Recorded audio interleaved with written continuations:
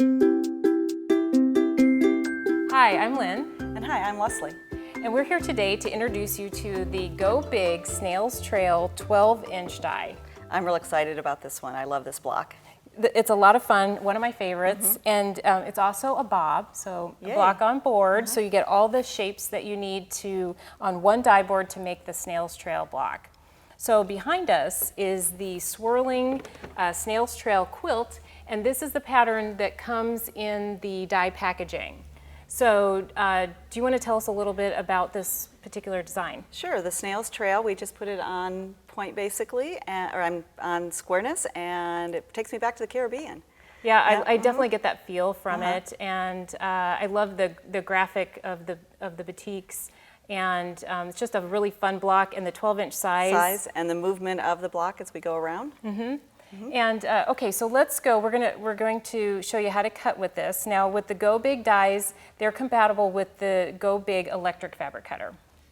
So the way that this is designed on the board, with 2 layers of fabric, you can cut an entire block in one pass. So if you cut up to 6 layers, you get three complete blocks. It's very amazing. And lots of different quarter squares and half squares and squares on here. And you want to make sure that you're cutting on the lengthwise grain. So if you have your selvage edge, make sure the selvage edge is facing you, or your belly button, however it's easier for you to remember. And then that will ensure that your lengthwise grain is running the length of the cutter as it goes under the roller.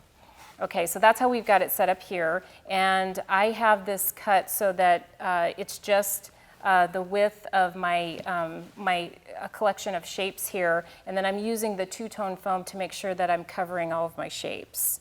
So, and then we're going to layer our mat on top, and it's electric. I got to remember to turn it on, and then we just let it go. There we go. And so I love this part. It's magic. Yes. And as this is going, if I needed to cut 2.5-inch strips or other shapes, or if I had another Snails Trail die, I could be getting that set up and ready to go next. Okay, so we've got all of our pieces cut here. I'll just take away the extra. So once your pieces are all constructed, the Snails Trail is really probably a more challenging quilt block. Most would consider, just from the nature of the different sizes of each piece. So it's really nice not to have to do any math either, because the die board did that all for us. So to start, I would recommend this one. I wouldn't necessarily try to chain piece. I like to lay out all my pieces to make sure that I get the spin of the trail going correctly. Otherwise, it's just a creative design opportunity if you get something mixed up. So I'd lay out all my pieces. And then to start in our construction aspect, we're going to start with the center, which is a 4-patch. So I'm going to sew my 2 squares together and sew those to create a 4-patch. And a Snail's Trail is really a square and a square block. So we're just going to repeatedly take that 4-patch and put it in a square. So to do that, we're going to take our first triangles. And I like to do opposite sides of colors and line up from my corner to get my spin going correctly. And I'm going to sew that on.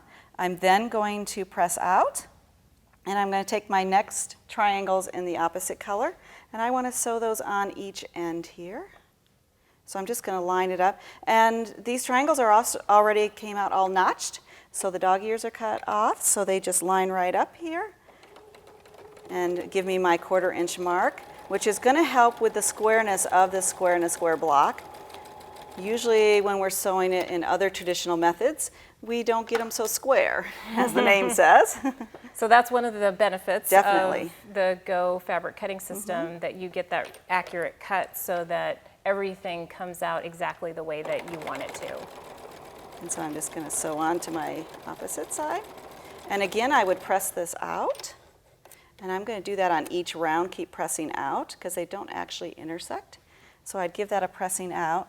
And then the one thing I do want to point out to you all is that right here, we have some extra fabric on each corner. So it didn't come right to the point of our 4-patch. And this is correct. If we didn't have that here when we sew our next seam on, we would actually be sewing into our 4-patch. And so for that to end as a point, you do need to have these little corners on each of those going around. Okay, and then to sew my next one, I'm just going to take and turn that just one turn, and that lines me right up. So that's, oops, this positioning right here. So I'm going to go right here, and then that puts me then for my next round, and I'm going to repeat that till I do 4 rounds. And we talked a little bit before about that you could chain piece some of the pieces, but I think, like for me, if I was just doing this for the first time, I would probably sew my individual blocks and go through this to make sure that I got everything in the right place. It's always a good idea to do a test block or 2, right, to get comfortable with the pattern and design.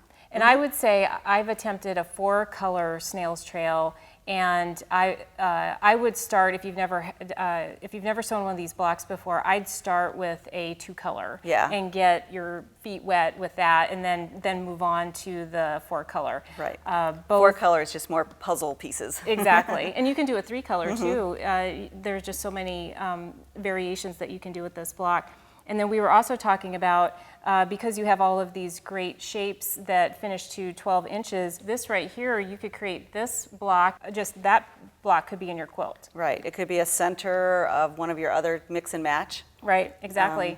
And this particular block, it coordinates with our 12-inch mix and match sets and our 8-inch mix and match sets and our 6-inch mix and match sets. You could really play and have a lot of fun, and this is a very versatile die to include in your library. Which is why we're so excited about it. That's right. So you can find this pattern on AccuQuilt.com, as well as many other patterns, and go to our blog to get inspired, as well as Quilter Spotlight on our website. And you can also upload your wonderful Snails Trails creations on Quilter Spotlight. Which we would love to see. That's right. And you can also join us on Facebook, Twitter, Pinterest, and Instagram for more inspirational ideas. With AccuQuilt, you cut time so you can quilt more.